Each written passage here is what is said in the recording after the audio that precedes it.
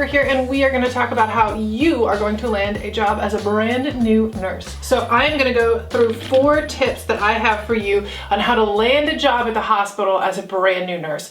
Number 1, start early. I like to say, don't wait till you graduate, okay? The process of onboarding a brand new nurse right out of school is long. Orientation is a long period. It's also very expensive. Hospitals want to ensure that they are making the right decisions when they hire new graduates. Therefore, it takes time. So if you are getting ready to, let's say you're graduating in May, okay? You should be looking at where you're going to apply when you're starting to get into that last semester, okay? So you should be, I want to maybe work in this area of the country or this city. I'm going to look at the different hospitals I'm thinking about working at and their application process for new graduates. You know, you're looking at websites and you're talking to people trying to figure out where you want to work. And making sure that you're looking at all of their requirements. You know, some hospitals will require a cover letter, some won't. Some want a certain number of references. Some want you to even send transcripts and have a specific number of clinical recommendations. Also want to make sure that you're getting your application in early. I have spoken with hospital administrators before, and here's a little tip that I've heard through the grapevine. Let's say a hospital has an open period where they have applications are due. Let's say they're due anywhere from November through February for May graduates, okay? Maybe November 15th, the period opens and then you can submit your application and it closes, in February. Historically speaking, these leaders have told me that the best applicants, the best hires, the best people who interview, the ones who get the job offers are the ones who apply early. They're not the ones who are waiting for the last minute, scrambling to get things together, barely making the deadline. They're the people who are on top of it, know what they want, and are putting in their application with everything together early. So start early, making sure you know which hospitals you want to apply for and their specific process to do so. All right, tip number 2. You need to have solid references, okay? Your resume and your application speak for you when you're not there. You are applying at the same time as a bunch of other people. You're also going to probably have a relatively similar resume because you don't have this unique bedside nursing experience yet.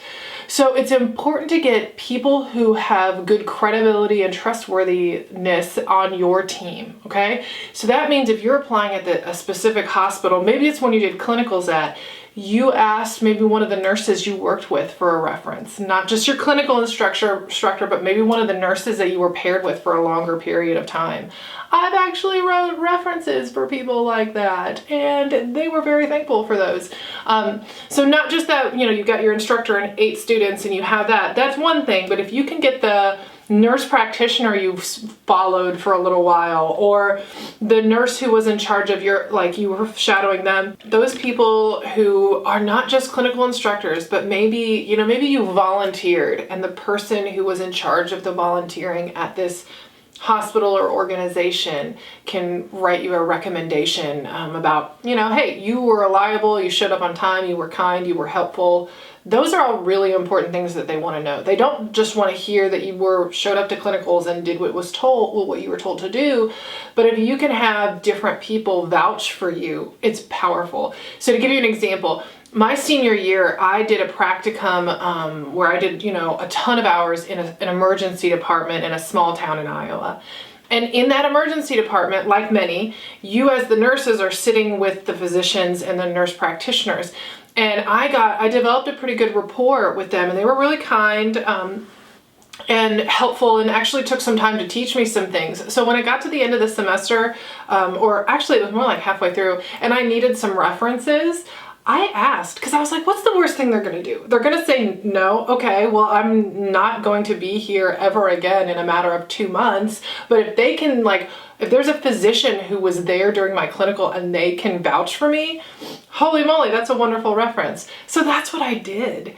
I made sure I asked that person, I did volunteer work in college, and the director of the volunteering department, so that's a director level person at a healthcare facility. So to have that little thing under their name is really impactful. And it's especially helpful if you can get references, and this isn't necessarily realistic for everybody, especially if you're relocating, but if you can have references at the hospital that you want to work at, like from someone internal, so that that person who's reading your resume can just send them an email real quick. Hey, what'd you think of this person? Like, that's wonderful. So those are very, very valuable. So make sure you have solid references. Point number 3. Follow directions precisely. Now, I know this seems silly, and there's actually I was very intentional about putting this tidbit in here because I've heard hiring managers complain about this. They'll have, open period for the new graduates to apply, and specific instructions on, this file format by this date. I need this many references. I need this, your transcript or whatever their requirement is. And the person does not follow directions. They either, do the wrong file type, they submit an incomplete resume, they don't have enough references, and it creates this back and forth that has to be done to get you to follow the directions. And it just does not look so hot, okay? You're gonna be learning as a nurse how to do a ton of stuff, and you need to demonstrate that you can follow directions and work independently and autonomously. And if HR has to hold your hand through submitting an application, it does not look good, okay?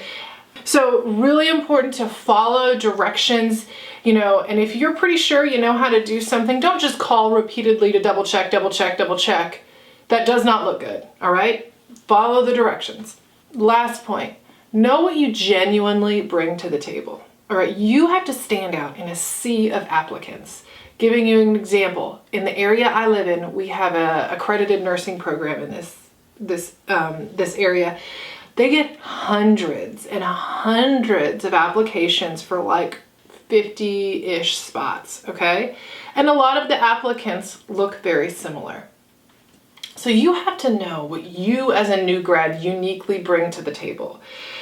Hiring managers and people who are interviewing you are often nurses. They are people, right? They can read people very well. They can tell when you are memorizing something you read online about what hiring managers want to hear. They just know that, okay? They're very intuitive. Especially if you're at a really good hospital who's got a phenomenal HR department who's very good at screening people, and they can tell when someone's being genuine, even if it's not this perfect interview of this like speech of how great you are and blah, blah, blah. No, they can tell when you're being sincere. So it's important to know what you bring to the table, uniquely you. You are not going to be this person who can just simply go to work and be told exactly what to do and just do it. There's a lot of skill and a lot of repetition and a lot of things that you're going to have to learn during orientation. So takes a little time to say, okay, what kind of skills do I have? Am I someone who's really coachable, who's really teachable, who can take constructive criticism and not take it personally and become a better nurse the next shift and make those incremental improvements? Or every time someone corrects me, do I have a hard time actually hearing it and applying it and moving forward?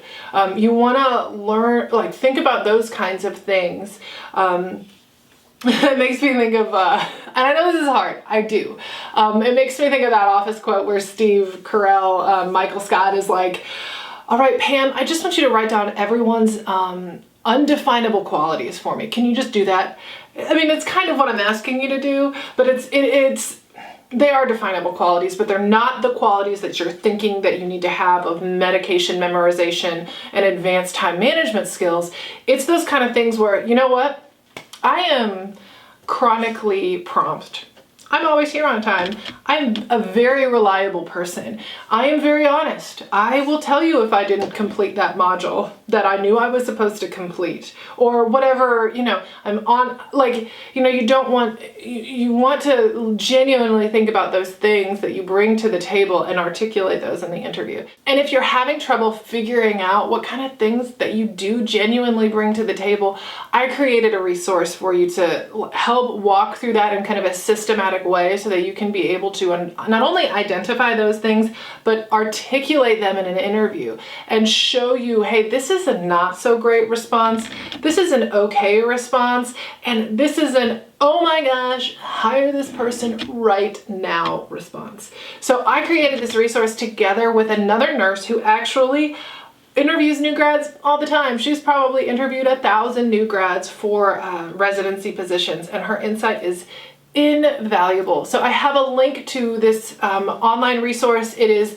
my interviews and resumes for new nurses course, and it is in the description of this video, and you can check that out. I also have additional blog posts and podcast episodes on this topic as well, and those are linked in the description too. All right, you have confidence. Make sure that you're walking that line between being meek and timid and overly confident. You want that like humble and hungry mentality. I'm aware that I need to learn things, but I also will take responsibility and accountability to ensure that I learn them, and I'm a safe nurse and a good employee, and I'm a wonderful hire. That's the kind of mentality that you want to exude in your interview, which is challenging to do, but absolutely doable. All right, nurses, thanks, and stay fresh.